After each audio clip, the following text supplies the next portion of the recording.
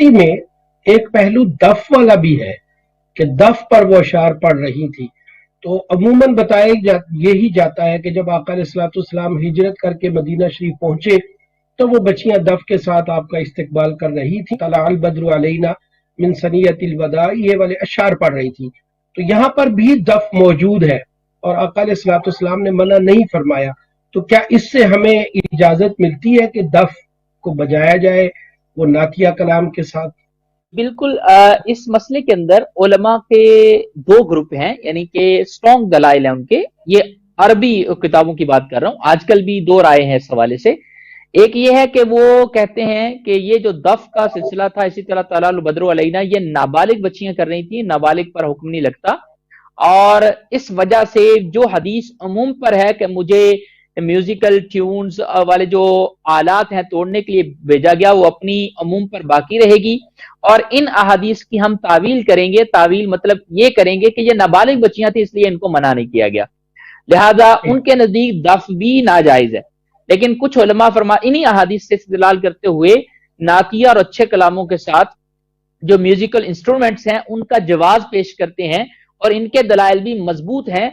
दोनों, जो जिसका फॉलोअर है वो उसे फॉलो कर सकता है, लेकिन एहतियात इसमें ज्यादा है कि हम ये म्यूजिकल इंस्ट्रूमेंट से बचते हुए सिर्फ कलाम पे तवज्जो दें, जो कि हमें वस्ल इलाही, मोहब्बत रसूल, मोहब्बत सहाबा और अहले बैत की तरफ लेकर जाए, तो वो ज्यादा अच्छा है।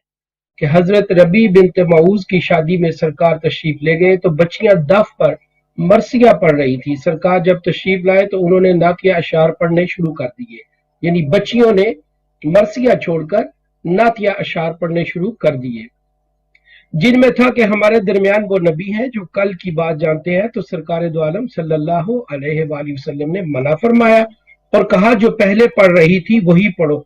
तो क्या मरसिया पढ़ना फिर जायज हुआ और उसका सुनना भी जायज हुआ? मैं इस हवाले से अर्ज कर दूं, पहले मरसिया की डेफिनेशन मैं अर्ज कर दूं।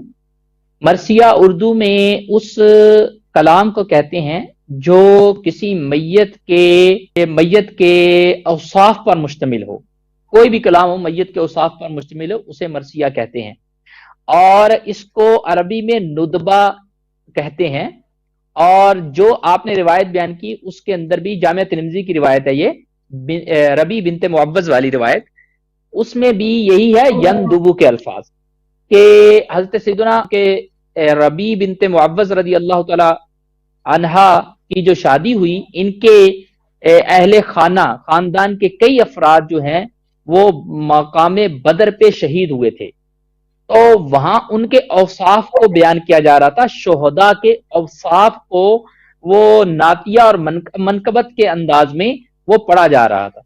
तो जब आके करीम अलैहिस्सलाम आपका घर में दखूल हुआ तो उन्होंने उनको छोड़कर मेरे आके करीम अलैहिस्सलाम की नात का सिलसिला शुरू कर दिया। तो आपने फरमाया कि तुमने वो क्यों छोड़ा? क्यों?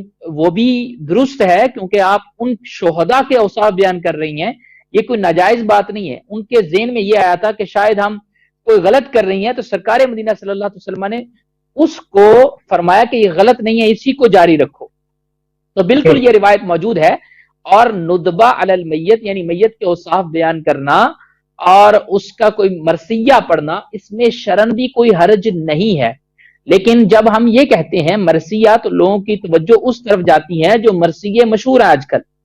हज़रत ज़ैनब सलामुल्लाह अलैहा के हवाले से जो मरसिया मशहूर है, इसके अलावा जो मरसिया मशहूर है, लोग समझते हैं ये मरसिये दुरुस्त है। नहीं, वो मरसिये इसलिए दुरुस्त नहीं क्योंकि मुरव्वजा अंदाज, म्यूजिकल ट्यून्स और अल्फाज और कलाम वो दुरुस्त नहीं है। अगर वो दुरुस्त हो जाए और शरीयत के मुताबिक हो जाए तो ऐसा मरसिया बिल्कुल शरन उसकी शरीयत उसकी इजाजत देती है, वो पढ़ना भी जायज है।